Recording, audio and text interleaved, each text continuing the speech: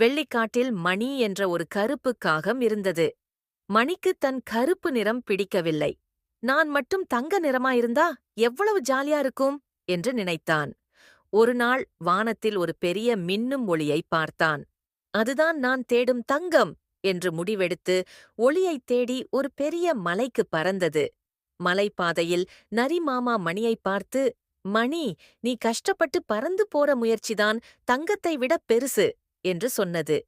ஆனால் மணி அதைக் கேட்கவில்லை.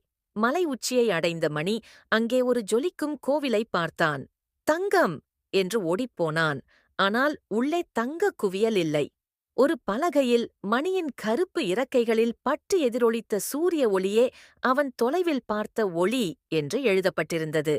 மணிக்கு அப்போதுதான் புரிந்தது, அவன் கருப்பாக இருப்பதுதான் அவன் பலம். அவன் பறந்து வந்த தன்னம்பிக்கையும் உழைப்புமே உண்மையான தங்கம். மகிழ்ச்சியுடன் மணி திரும்பி பறந்தான்.